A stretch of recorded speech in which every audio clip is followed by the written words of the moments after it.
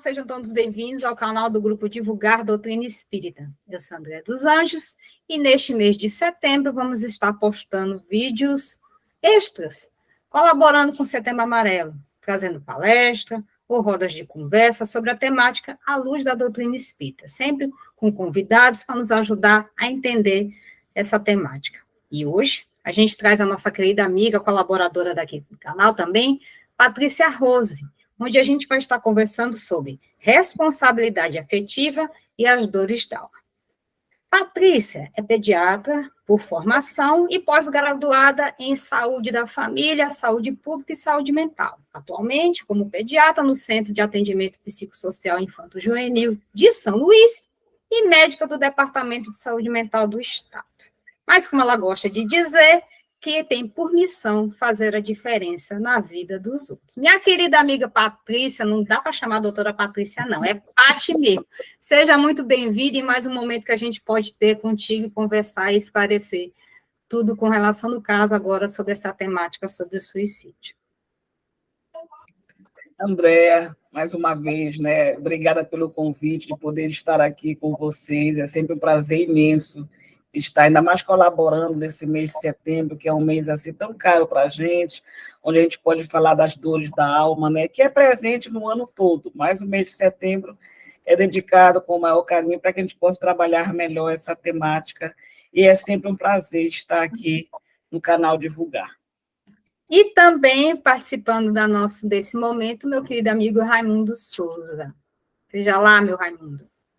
Olá, pessoal. Mais uma vez aqui estamos para falar de consolação, né? Falar dessa doutrina consoladora que vai trazer para todos nós, através da Patrícia, que tem um grande conhecimento, tanto da área médica quanto da área do espiritismo, né?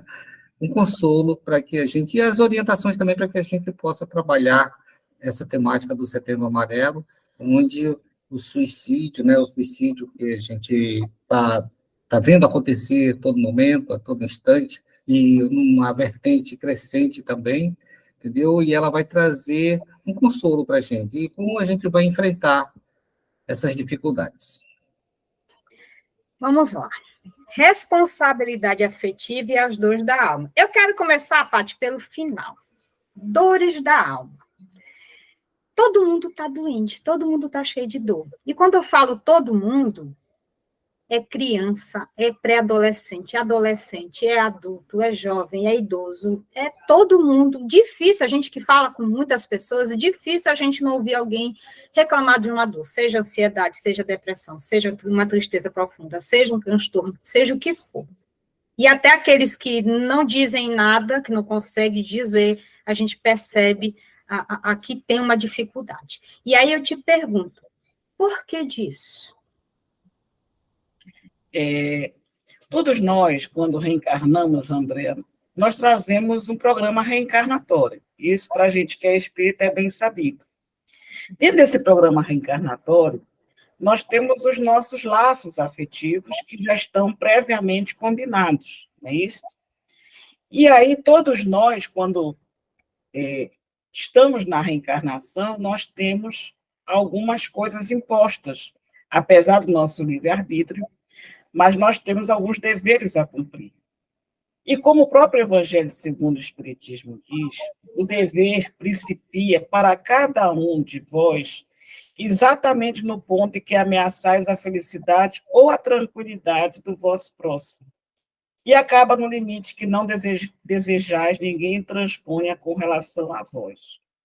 Contudo, a gente sabe que o dever é muito difícil de cumprir por se achar em antagonismo com as atrações e interesses dos corações humanos.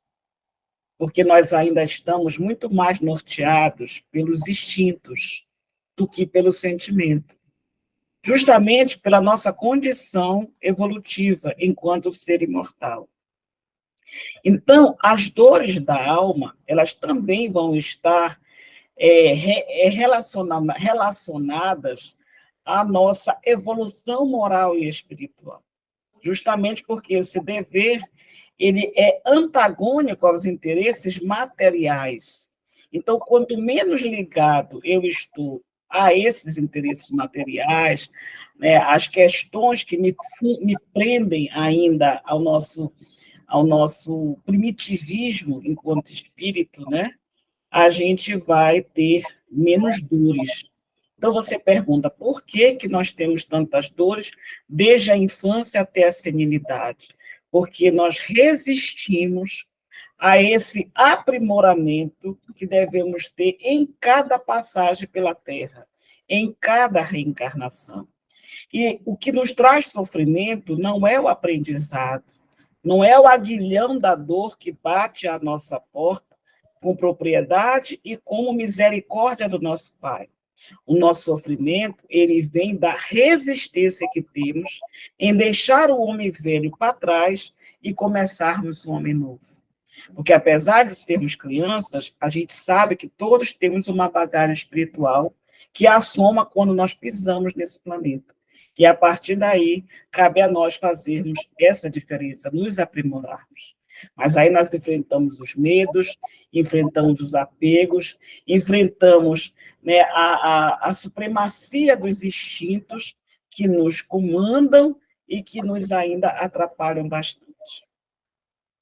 Entendi. Raimundo, é interessante que até no nosso Evangelho tem um item, no capítulo 5, sobre a melancolia, justamente nos alertando dessa dificuldade que a gente tem, que a gente traz, como a Patrícia bem falou, e que eles nos fala para que a gente resista, né, para a gente não sucumba. É verdade, né? E aí é que entra aquela questão do livre-arbítrio, né? O livre-arbítrio de cada um. E a gente, às vezes, esquece que nós somos responsáveis pelos nossos atos, responsáveis por nós mesmos, né? E responsáveis por aqueles que a gente assumiu, né?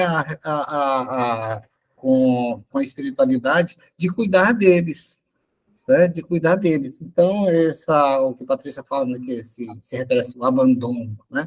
O abandono, a gente acaba abandonando alguém por não cumprir com as nossas responsabilidades, por não cumprir com os nossos deveres, né? O dever, por exemplo, você tem um filho, então você tem um filho para sempre. Né? Você não tem um filho para até ele passar da adolescência e ele chegar à idade. Tem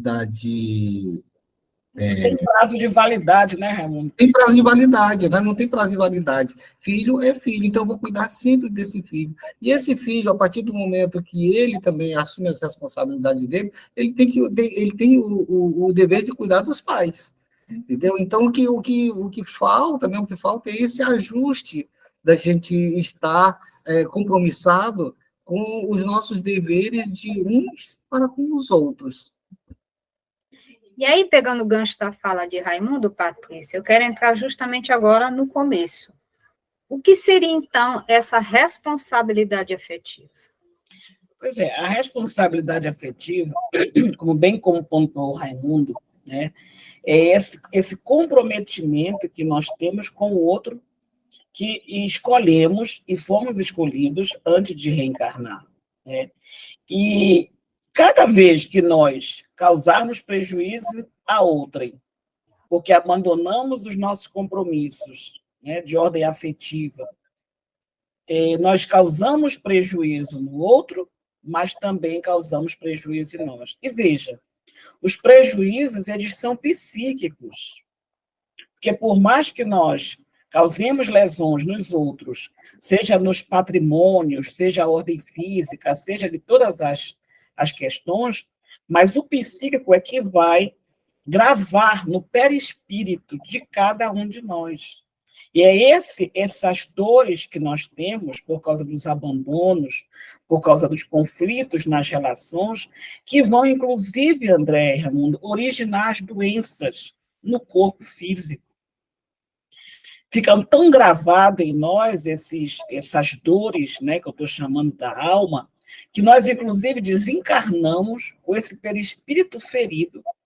E, ao reencarnarmos, nós trazemos essa cicatriz, essa marca, né, que pode já estar elaborada, se a gente conseguir se desprender do nosso irmão, que foi quem nos agrediu, como pode estar agravada, dependendo da nossa evolução moral e espiritual, agravada pelo ódio, né? E aí a gente vê as obsessões, né, de desencarnado para encarnado, de encarnado para encarnado e de encarnado para desencarnado. Porque tem muitas pessoas que pensam que a obsessão é só de lá para cá, e não é, a gente sabe que não é. Então, veja como é importante essa responsabilidade afetiva que nós temos um para com o outro. E desde pequeno, porque quando a gente recebe a bênção de ter um filho, com certeza a gente está, mais uma vez, trazendo nessas relações ou afetos ou desafetos. Se forem afetos, maravilha, porque ele vai reforçar aquele compromisso, o nosso projeto reencarnatório vai nos ajudar a ter êxito. Mas se for um desafeto, é uma oportunidade que nós temos de rever todos os nossos débitos para com eles sanar e poder, então, tirar esse nó que ficou em algum momento da nossa trajetória. Então, essa responsabilidade afetiva, ela existe em nós para com o outro em todas as relações, seja de mãe com filho, né, seja do casal, seja de irmão, seja de amigos, seja na responsabilidade profissional, porque nós nunca sabemos onde Deus está nos plantando. Nós só sabemos que se Ele nos plantou lá, é porque lá nós temos que frutificar. Então, quem são aqueles que vão trazer as mensagens do universo para nós? Eles podem vir como filhos, como marido, como irmãos, como companheiros de trabalho, companheiros do centro espírita, né? Então, o universo se comunica de várias maneiras. É importante que a gente lembre que cada pessoa que passa pela nossa vida, ela está trazendo oportunidade de crescimento para nós.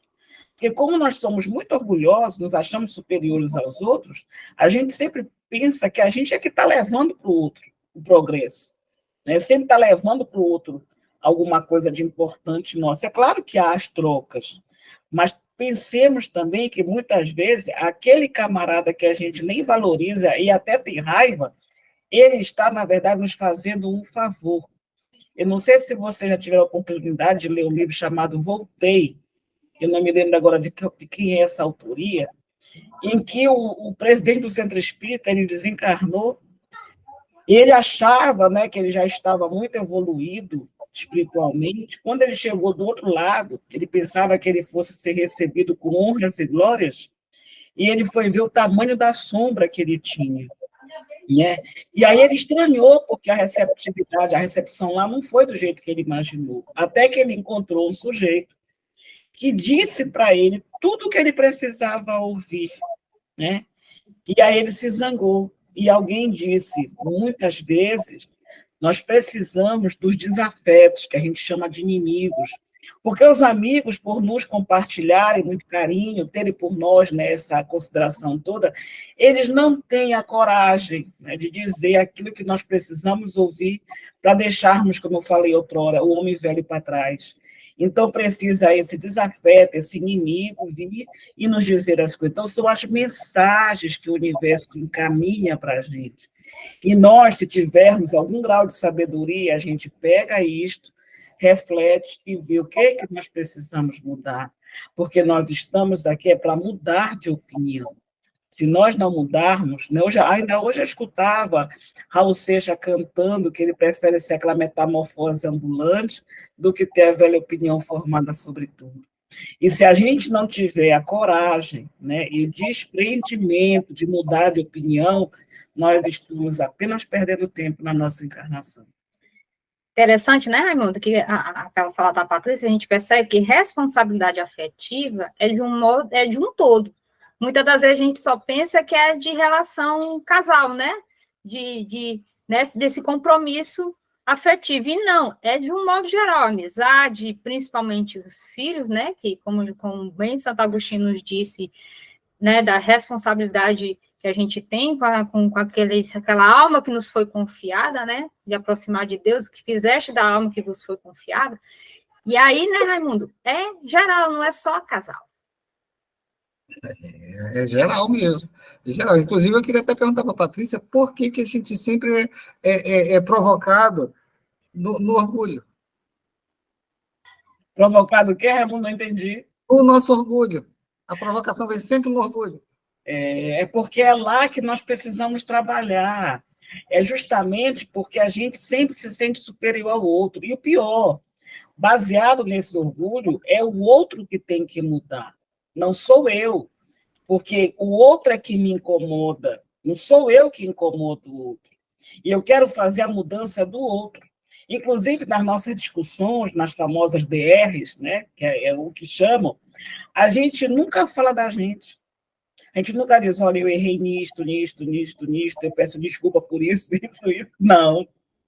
A gente começa reclamando do que está nos faltando, do que nos feriu, né, do que o outro deixou de fazer. Então, enquanto a gente olhar para o outro, a gente não se enxerga, né? E é como diz Carl Jung, aquele psicanalista, aquele psicólogo, ele diz que quem olha para fora sonha, mas quem olha para dentro desperta. Então, nós precisamos mudar o nosso olhar. Em vez de olhar para fora, olharmos para dentro. Porque enquanto observarmos a trave, o argueiro que existe no olho do outro, e não percebermos a trave que existe no nosso, a gente não vai para lugar nenhum. Porque falando mal do outro, depreciando o outro, mutilando o outro, nada me agrega. É isso que a gente precisa entender. Né? Parece que quando eu falo mal do outro, eu cresço. Só que não. Né? O que cresce é só o nosso orgulho, na verdade, Raimundo. Né? Que é o inimigo número 1. Né? Se fosse assim dos Vingadores, como disse o nosso ministro, é o inimigo número 1 dos Vingadores é o orgulho. Não é isso? É verdade. Patrícia, Augusto Cury gosta muito de dizer assim, várias falas dele, que uma criança hoje de 7 anos tem muito mais informação do que Júlio César, imperador da antiguidade lá de Roma.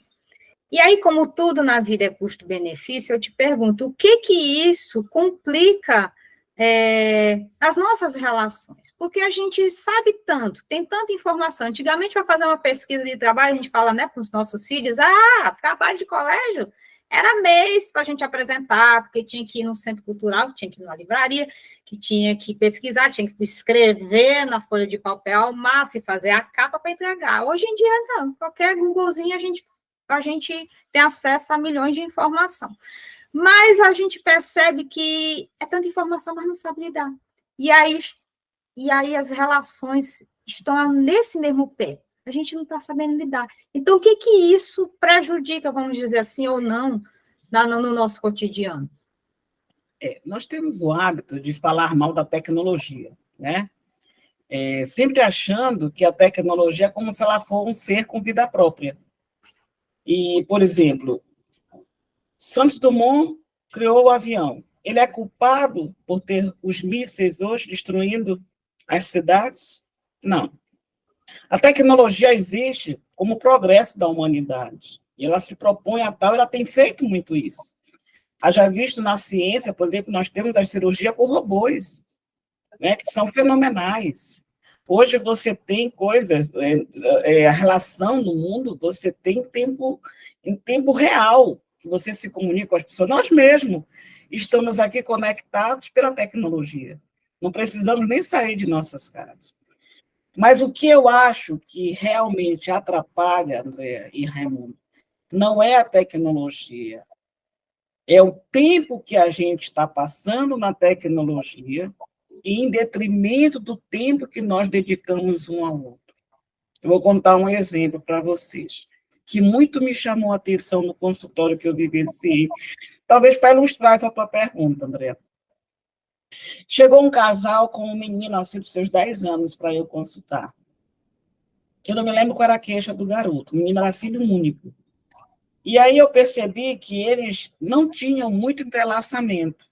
Eles eram presentes um ao outro, mas eles não tinham muito entrelaçamento. Para você ter ideia, o garoto comia em frente à televisão, a comida da mãe vinha da casa da mãe dela, porque ela era filha única, e o pai eu não me lembro se ele comia no serviço, eu não me lembro o que acontecia com ele. Aí eu perguntei, vocês têm mesa de jantar em casa? Aí o garoto foi e me disse assim, temos, doutora, mas a gente só usa no Natal. Eu já achei estranho, né? Aí eu disse assim, olha, então vamos fazer assim, toda noite vocês vão jantar juntos. Eu disse, mas cabe vocês nessa mesa? Cabe. Então vocês vão sentar os três nesta mesa, desligar a tecnologia, televisão, celular desligado, e vocês vão jantar e trocar como é que foi o dia de cada um. Vocês vão trocar ideias. Quando acabar o jantar, vocês vão brincar de jogos de tabuleiro. Vocês sabem o que são jogos de tabuleiro? Perguntei para eles. Ah, doutor, eu sei. Pois é, o War, é detetive, né? É aquele banco imobiliário, é dominó, é pegar vareta, essas coisas que a gente fazia nos tempos atrás, né, Ramon? André não, que ela é mais jovem, mas a gente já é de um tempo mais antigo. Em casa é cheio de jogo de tabuleiro. Minha filha ama, e aqui em casa tem muitos. Pois é, aí eu fui dizer para eles, veja só, aí eu contando para o meu marido, ele disse assim, mas vem cá, tu está ensinando essas coisas no consultório? Ou seja, é tão beabá, né? É tão básico, como é que tu vai dizer para uma família que ela precisa sentar na hora do jantar, conversar, cada um falar de si e brincarem para que eles possam se conhecer melhor? Então, André, o problema não é a tecnologia. O problema é que hoje as pessoas estão vivendo debaixo do mesmo teto e acham que isso é suficiente. Eu digo sempre, gente, viver debaixo do mesmo teto, qualquer pessoa que está dentro de um hotel faz isso. Porque você está no hotel, existem muitas pessoas dormindo debaixo do mesmo teto, mas ninguém se conhece. Né? Então, o lar não é a parede, as quatro paredes e as pessoas dentro. O lar é muito mais do que isso. É por isso que você vê pessoas se atirando de um prédio e os pais não sabem o que aconteceu. Eles procuram uma carta, porque eles não têm noção do que se passava na vida de um filho. Eu lembro de uma outra criança assim, adolescente, 15 anos, que os pais só foram descobrir que ela estava em sofrimento quando foram chamados no pronto-socorro, porque não deu certo a tentativa de suicídio. E eram pessoas religiosas, e eles vinham cada um de um casamento diferente, né? Então, eles tinham filhos antes dessa garota. Ela era a única filha do casal. E aí parece que eles tinham esgotado, enquanto pai e mãe, com os anteriores. E ela ficava meio à parte da relação. Tanto que eles tinham o hábito de fazer um culto religioso à noite. Eu perguntei, vocês chamam a fulana de tal? Não. Como não chamam? Ela não faz parte da família de vocês? Entende? Então, é esse olhar que precisa que a gente tenha um olhar, que a gente enxergue as pessoas, porque nós estamos ficando todos invisíveis fisicamente.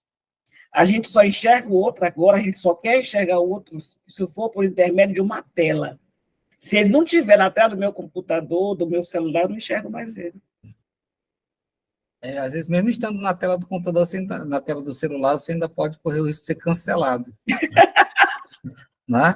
Não é o cancelado. Mas, Patrícia, quando a pessoa tem ideação suicida, ela não dá sinais? Olha, ela dá sinais, mas você tem que ter olhos de ver e ouvidos de ouvir.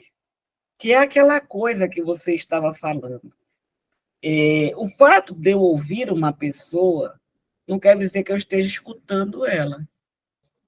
Quantas vezes a gente fala com alguém e aí você deu o recado e a pessoa veio e te cobrou, disse, mas eu te expliquei, eu te falei. Não, para mim não.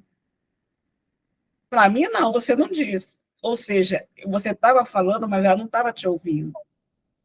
Então, quando a gente vive entre as pessoas, principalmente aqueles que são mais sensíveis, ou que passaram por algum momento difícil, como um luto, uma perda de um emprego, como um término de um namoro, qualquer coisa que demande mais energia, é preciso que você tenha muita atenção.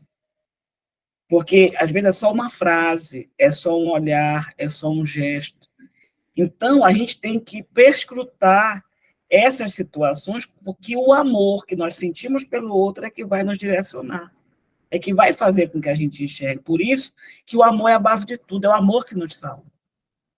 Não é outro sentimento que nos salva, é o amor. Então, eu como mãe, eu como colega, eu como amigo, eu acordo, se alguém compartilhou um problema comigo, Raimundo, no dia seguinte, quando eu acordo, eu dou bom dia e pergunto como é que a pessoa está. Eu não posso esquecer Eu vou lembrar só no outro mês se a pessoa teve a confiança em mim como amigo, não é nem como profissional. Veio dividir comigo uma situação difícil. Então, cabe a mim dar atenção para aquela pessoa, para que ela se sinta acolhida. Né? Então, quando a pessoa chega a desistir da vida, é porque ela já pediu, Raimundo e Andréa, arrego, socorro para várias pessoas. Só que ninguém a escutou porque estava ocupado demais.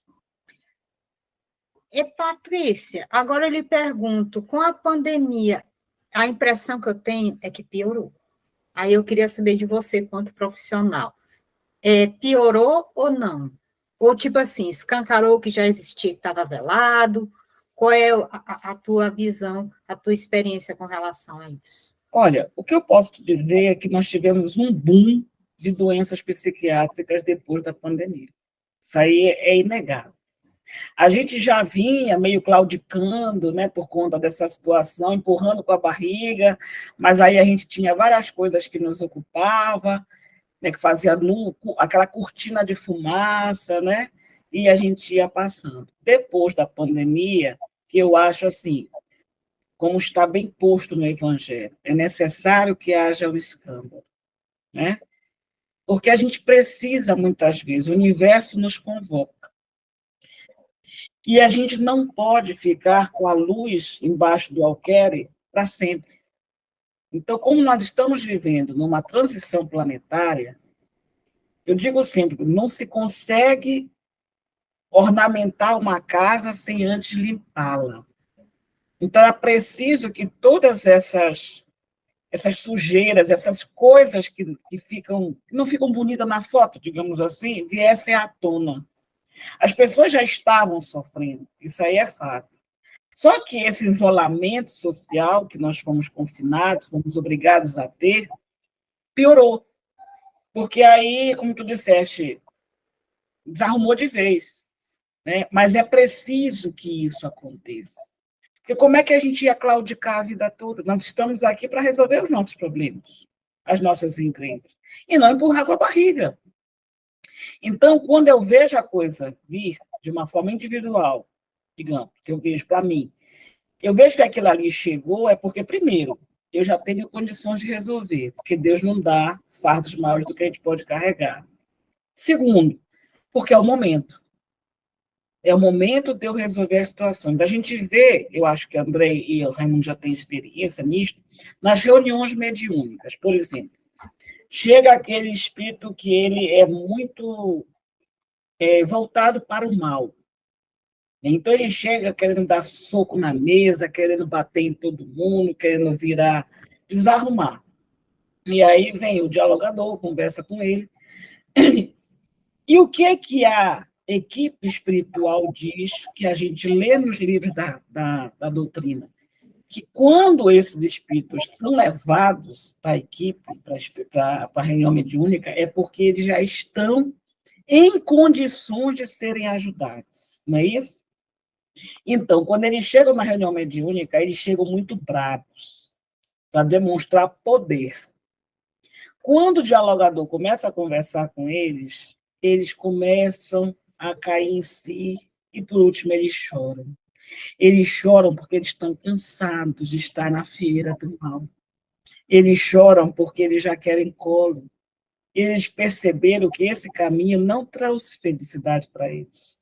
Eles se iludiram, como todos nós nos iludimos. E eles, então, pedem uma nova oportunidade para que eles possam mudar de vida. Ou seja, a espiritualidade, a equipe espiritual percebeu que eles já estavam no ponto certo para poder ser ajudado. Mesma coisa quando o universo nos convoca, seja de forma individual ou de forma coletiva. Vocês já observaram o tanto de desencarnes coletivos que nós estamos tendo ultimamente? O planeta está mudando, né? E é necessário que seja feita essa retirada, né? De forma coletiva para agilizar todo o processo. Então, nós estamos exatamente onde devemos estar, passando exatamente pelo que precisamos passar.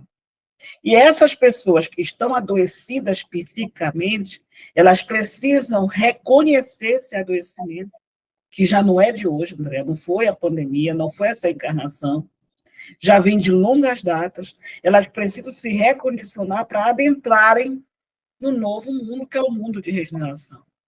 Então, nós estamos vivendo um momento assim extremamente produtivo, embora a gente esteja enxergando um caos.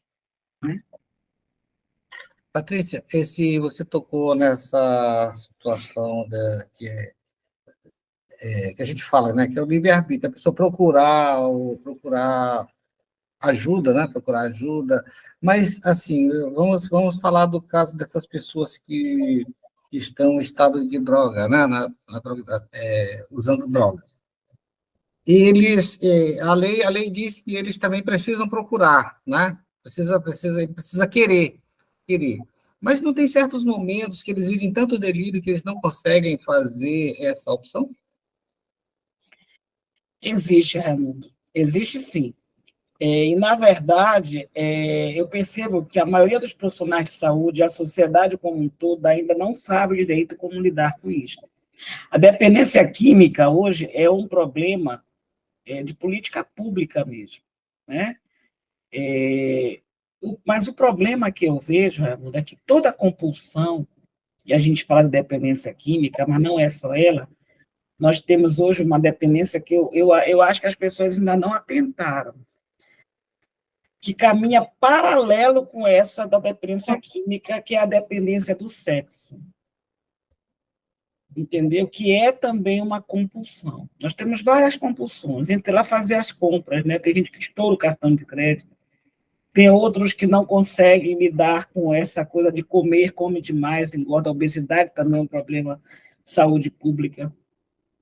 Mas, falando da dependência química e da dependência sexual, isso mostra para a gente assim, o quanto as pessoas estão vazias, sem um sentido existencial.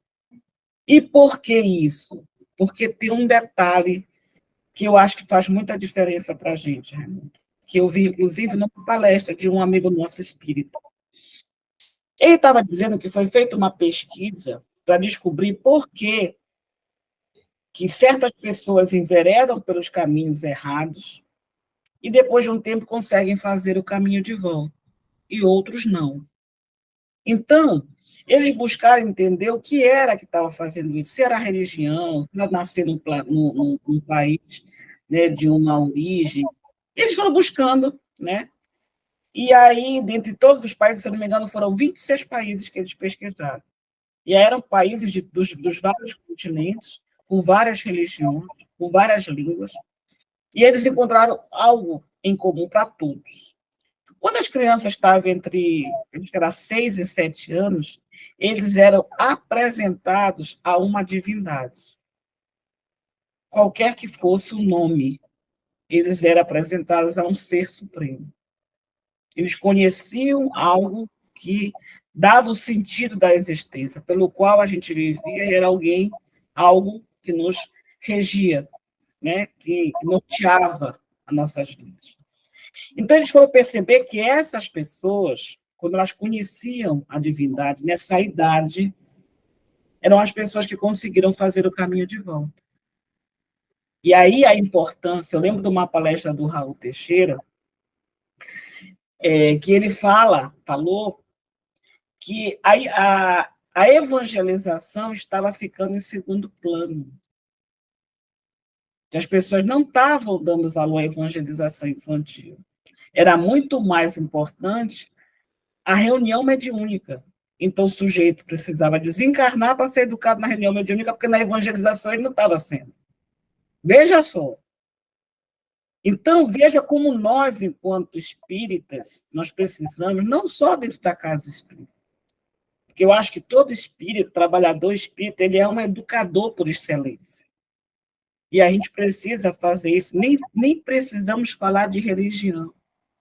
A gente pode fazer isso até na fila do banco, que agora ninguém vai mais, né, porque tudo é online, mas em qualquer lugar a gente pode falar destas questões, porque as pessoas estão tão sedentas, estão tão ávidas de encontrar alguma coisa, né, porque, como a Andrea bem falou, todas estão com dores da alma, que é preciso que a gente leve algum alento, alguma coisa para eles. Porque toda compulsão, Raimundo, ela denota, ela revela uma falta, um buraco na alma da gente. Outro dia eu vi uma menina chegando para mim no CAPES, uma garota já adolescente, já perto dos 20 anos, ainda usando chupeta. Veja a que ponto nós estamos vivendo. As pessoas estão tão adoecidas que querem alguma coisa que satisfaça. Querem um olhar. O que a gente quer, André, é um olhar de quem é importante para a gente. E, Paty, e o quanto essa responsabilidade afetiva pode minorar, né, as dores da alma? Essa tomada de decisão, porque vamos idealizar assim, estou com um adolescente adoecido em casa, percebo, aí, lógico, não importa medir até que ponto falhei ou não, que eu acho que esse que não é o norte. O norte é vamos auxiliar. Então, o quanto essa responsabilidade afetiva pode auxiliar esse que está adoecido? É nesse sentido que eu quero pegar. O amor. Nós temos que aprender a amar o outro. Amar... Novamente, né, então, porque, né? Veja só, uma vez há alguns anos, acho que uns 5 anos, eu vou dar um exemplo para poder entender como é que nascem as nossas dores. Elas não nascem, elas não vêm dando a entender que ela é uma dor psíquica, ela se mostra como uma dor orgânica, que ela é mais fácil de ser vista, né? Mas toda dor orgânica, tu pode ter certeza que ela tem outra raiz. A raiz não é do organismo. Na verdade, o corpo físico é o último que se manifesta. Então, aqui em casa, um exemplo aqui em casa, nós marcamos de ir para aquela feirinha da praça que acontece aos domingos, a Praça Benedito Leite. E aí, meu filho que mora no mesmo endereço da André, né, ele veio de ônibus, ele disse assim, mamãe, quando eu estiver passando pelo bairro tal, do Vinhais, eu aviso para a senhora me buscar na parada, que aí a senhora sai de casa e já me pega.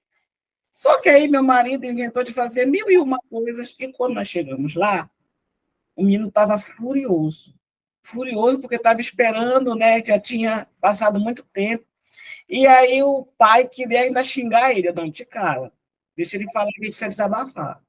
Aí ele foi falando daqui até lá no centro, né? Aí eu deixo ele falar, ele precisa falar.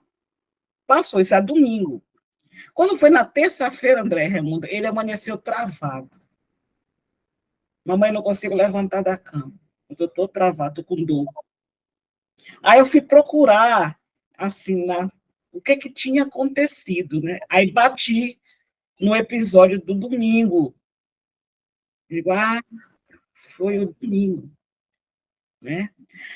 Aí eu fui lá na casa dele, aí busquei, né, aquela manha toda, né, botei no meu ombro, o pai já brigando, um homem desse, rapaz, em vez de procurar trabalhar, tá dando trabalho para os outros, aí eu já tinha cancelado meu consultório, aí levei para a clínica de físio, aí lá foi feito tudo que precisava, massagem daqui, e bota alongamento, e faz ventosa, aí veio para casa. Quando veio para casa, André, aí eu cancelei também à tarde, fiquei vendo a novela da tarde, Globo, os televisados, né, o Jornal Hoje, naquela época passava Grande Família, aí fiquei assistindo com ele deitado no meu ombro. Não, meu filho, eu vou ficar com você. Aí ele disse, mas agora, como foi 4 da tarde, eu vou fazer pilates, meu filho, e você aproveita para ir na piscina, dar umas braçadas, porque já vai soltar a tua musculatura, tu já vai relaxar. Mas só vai demorar? Não, não demora, já estou em casa. Aí ele foi, fez a academia, fez a piscina, voltou. Aí, domingos, começou a brigar. Pô, mas esse homem não vê que ele está te sugando, aquela coisa. Porque também tem o ciúme, né, do marido com o filho. E eu disse, deixa, tu não sabe o que eu estou fazendo. Deixa que eu sei como conduzir a situação. Só para resumir, gente, no final do dia o menino estava jogando bola. Jogando bola. Esse é um pequeno exemplo que eu estou dando de 2 dias. Quer dizer, se eu não tivesse dado esta atenção pelo conhecimento que eu tenho, sabe lá Deus para onde ele ia? né, com essas dores na coluna, ia para ortopedista, ia ter que tomar remédio, talvez evoluísse para uma depressão, um pânico, sei lá o quê, a gente não sabe. Mas o amor que a gente tem de dedicar um dia, cancelei todas as minhas funções um dia, e amei, e mimei, e papariquei, coloquei no colo, pronto, resolveu a situação. Entende? É claro que nem sempre dá para a gente fazer isso, mas esse caso que aconteceu comigo é real. Então, eu posso falar com propriedade desse exemplo. E aí a gente vai citando outros. Outro dia, André, entrou uma criança no consultório, 3 anos. A mãe disse, doutor, eu já sei que ele é autista, que ele não fala. Aí eu olhei a criança, né, disse, não, bote ali na mesinha para ele brincar. E ela já depositou a criança como se ele tivesse meses, um menino 3 anos, que não podia andar. Aí o menino brincando ali e tal. E ela me disse que ele não falava nada. Eu disse, mas você conversa com ele de 0 a 10. Quanto você dá atenção para essa criança? De sentar no chão, brincar e conversar com ela? Eu disse, 0. 0 porque eu não tenho tempo, doutor. Tenho muita coisa para fazer em casa, não tem ninguém para me ajudar. Então, você vai colocar a cadeirinha dele do seu lado, e enquanto você está lavando louça, cozinhando, organizando, você está conversando com ele. Você está brincando com ele, respondendo, perguntando e sempre interagindo com ele. Só na hora que você for tomar banho ou ir para o banheiro é que você liga a televisão para ele. Porque na televisão ninguém pergunta, ninguém responde. Então não tem como aprender a falar ali. Um mês depois, André Raimundo, o menino voltou. Já estava falando e já conseguia andar. Porque ela não botava nem a criança no chão para andar. O menino, quando ele saiu do consultório a primeira vez, ele saiu com as pernas trôpegas. Eu olhei aquilo e me espantei. O menino já voltou andando e falando. Entendeu? Então, gente, parece mágica, parece que a gente é bruxo, parece assim que é uma coisa do outro mundo.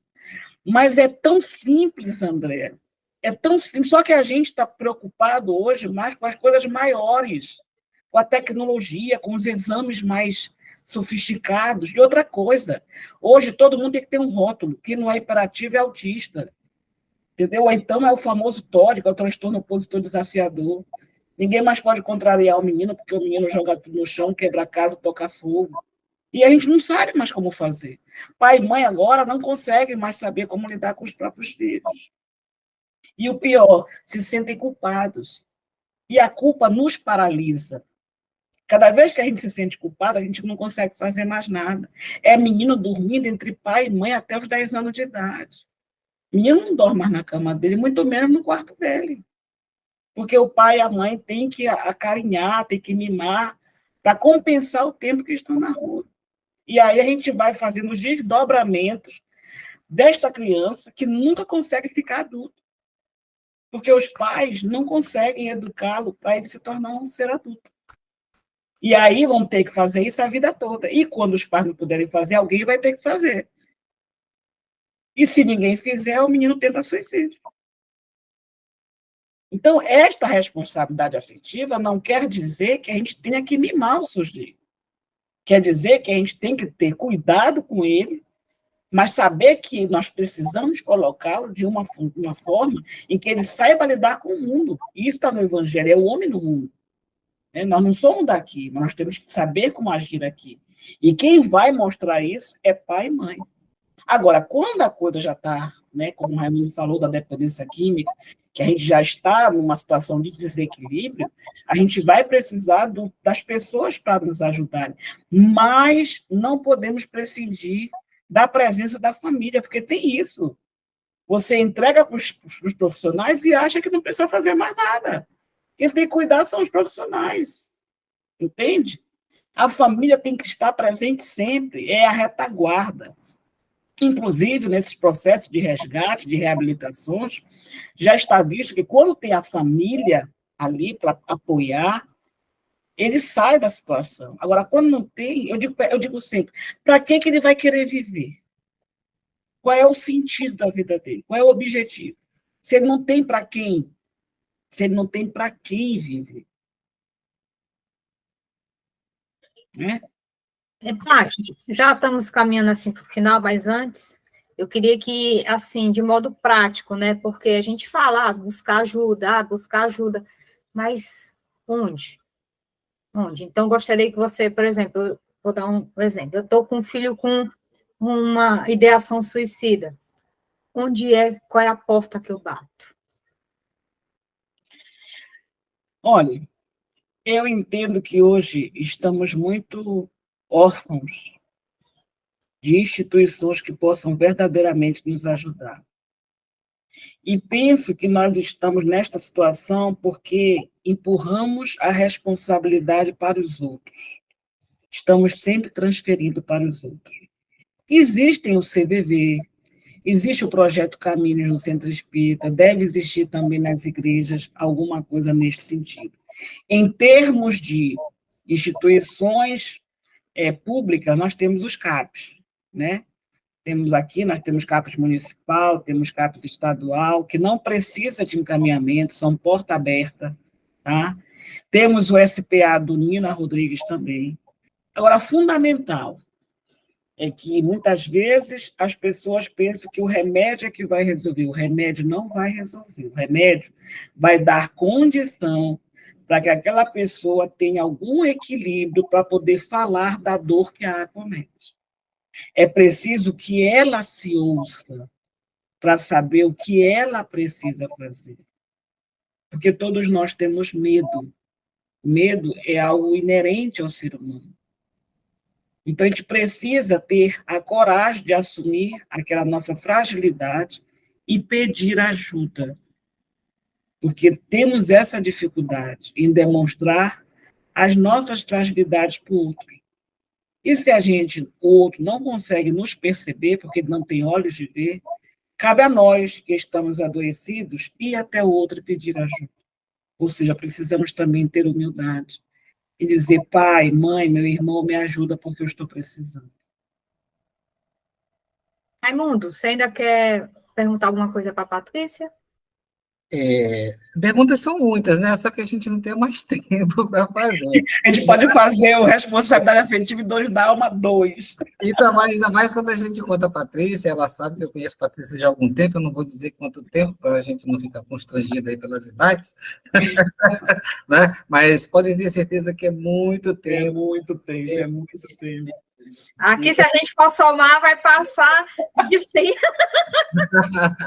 Pode décadas. De conversação, mas eu sempre busco em Patrícia, né? Busco em Patrícia as orientações, né? Principalmente quando a gente... Olha, para você ter uma ideia, a Patrícia é pediatra da minha neta. Da minha neta, tá entendendo? E outros movimentos que nós participamos aí, de Fundação de Centro Espírita, e muita... É a pessoa que eu amo muito, né? Acho que depois de Domingos, que é o esposo dela, eu acho que eu sou a outra pessoa que mais ama isso. Entendeu? Então, seriam muitas perguntas para a gente fazer, mas eu quero fazer uma pergunta para a Patrícia. Qual é a responsabilidade do Centro Espírita nesse combate, ou nesse auxílio às pessoas com ideação suicida? É uma pergunta capciosa, viu, Raimundo? Eu penso que nós, espíritas, nós precisamos olhar muito para dentro de nós mesmos, sabe? Porque a gente só consegue ajudar o outro quando a gente se coloca no lugar do outro. Então, enquanto nós nos julgarmos ainda numa posição superior, e o espírito, eu vejo que ainda comete esses erros. Porque das religiões que eu conheço dentro do mundo ocidental, talvez o espiritismo seja a que nos eleve mais intelectualmente. Quem lê as obras espíritas sabe do que eu estou falando. Não é fácil entender o vocabulário espírita. E isso, muitas vezes, até nos deixa convencido, porque a gente tem um conhecimento maior do que a grande maioria dos religiosos, intelectualmente falando. Só que a gente precisa trabalhar o coração. Os espíritas, na sua grande maioria, foram ontem os inquisidores da Espanha. Por isso é que nós estamos hoje dentro da doutrina espírita, porque fomos nós que condenamos a mediunidade anteriormente. Então, nós ainda trazemos em nosso hino da alma, né, esse orgulho, essa coisa de sermos superiores aos outros. Então, nós espíritas temos um compromisso muito grande, que é nós aprendermos a amar com o coração. Parece até como é que a gente diz, um eufemismo não, pleonasmo, dizer que a gente precisa amar com o coração, é porque é o que eu sinto ainda nas casas espíritas, sabe, Raimundo? Que a gente precisa acolher com a alma, e não só para cumprir um projeto que está posto pela FEB. Porque, infelizmente, se você se ausenta do centro espírita, a impressão que fica é que você nunca esteve lá. As pessoas só te cumprimentam quando te veem em outro lugar. E aí perguntam por que você nunca mais apareceu. Então, você frequenta uma casa há 20 anos. E quando você resolve não ir mais, ou porque está doente... Eu lembro sempre de um amigo contando a história, que ele ficou 2 meses ausente da casa espírita, e aí a cobrança é sempre porque você não apareceu para trabalhar. Ele disse porque eu estava 2 meses na UTI. E ninguém da casa espírita sabia. E nesse ponto eu posso dizer que eu tenho uma certa inveja das outras religiões, onde eles são tão entrelaçados, onde eles se dispõem a ajudar, onde eles... Eu tenho uma colega de trabalho, que ela sofreu um acidente, né, de carro, e aí estavam todos lá no hospital, e eles se revezando para levar os filhos dela para a escola, para preparar comida para o marido dela, para dar conta enquanto ela estava ausente. Então, nesse sentido, eu penso que se entre nós, trabalhadores, a gente não consegue se entrelaçar, esse relacionamento tão próximo. Então, para a gente ajudar o outro, eu penso que a gente está ajudando na superfície da situação. A gente ainda não aprofundou. Eu acho que esse é o maior desafio para nós, enquanto espírita, Raimundo. É a gente se despir dessa superioridade, sabe, que nos caracteriza assim, que salta aos olhos. E a gente tem aquela conversa, aquela coisa bonita, mas que, na verdade, não acolhe, não aquece o coração, principalmente de quem está vivendo a dor da alma. Por isso que a gente se machuca quando lê Orgulho e Humildade no Evangelho segundo o Espiritismo. Né? Maior dificuldade nesse capítulo, da gente compreender o Orgulho e a Humildade. E aí, Paty, para a gente encerrar, eu gostaria que você desse a sua mensagem final com relação à temática, e aí aquilo que você achar que ainda precisa ser dito, lembrando que podemos sim fazer o 2. 2, né? E aí, por favor, a sua mensagem final para a gente poder encerrar. Eu acho que ela já está convocada para a gente fazer o 2. Com o maior prazer. Apesar da gente estar vivendo nesse momento, né, de transição planetária, que há muito já tinha sido profetizado, que a gente iria viver desde os primórdios, eu sei que todo mundo está sendo visitado em maior ou menor grau pelas dores, né? Seja de ordem orgânica, psíquica, ou através das perseguições espirituais. O mundo está vivendo as transformações. E o que eu acho que é importante é saber de nós que transformação nós precisamos ter para acompanhar o progresso do planeta. Se o planeta está fluindo em direção ao planeta de regeneração, a esse novo nível de evolução, nós precisamos caminhar junto com ele. E caminhar junto com o progresso planetário significa também abandonar o homem velho. O que ainda está atravancando o meu progresso moral e espiritual? Por que eu não consigo ir adiante? Que medo está me travando? Que culpa está me paralisando? É isso que eu preciso descobrir. E eu só vou descobrir, como diz a questão 989, eu acho, tu conhece-te a ti mesmo, não é isso? Do Livro dos Espíritos. 919. 919. 919 e 919A. Então, é preciso que a gente olhe para dentro de cada um de nós. Não é olhar o outro, é olhar para dentro de mim. Porque só através do autoconhecimento, do autoamor, é que eu vou me autocurar.